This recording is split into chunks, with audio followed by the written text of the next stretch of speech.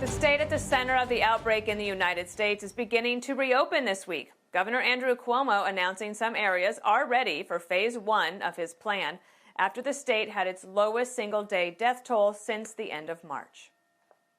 It's a new phase, if you will. May 15th is the end of the statewide closure. May 15th is the end of this week.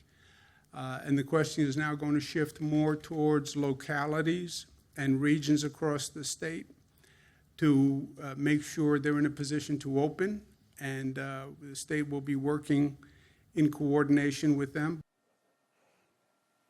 But the mayor of New York City is telling people there coronavirus restrictions will continue into June without some sort of miracle.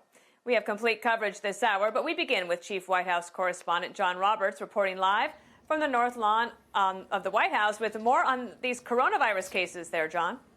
Yeah, Dana, good afternoon to you. And this really does illuminate the dilemma across the country as to when businesses start to reopen. You know, even limited contact between employees who have coronavirus can really kind of affect the entire company, because three of the top U.S.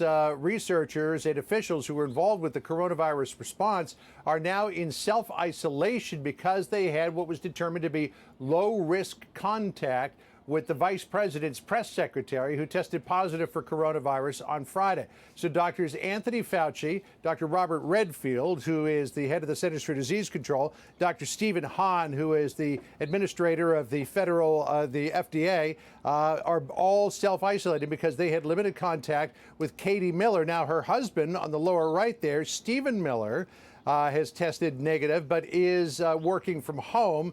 Clearly, he's had more than casual contact with Katie Miller, and so you just want to make sure that everybody stays away from the White House or stays away from wherever it is they're working so that they don't potentially spread it further. The White House economic advisor, Kevin Hassett, really expressing what a lot of people across America are thinking. Listen here. It is scary to go to work. You know, I was not part of the White House in March. I think that I'd be a lot safer if I was sitting at home than I would be going to the West Wing. But, you know, it's a time when people have to step up and serve their country.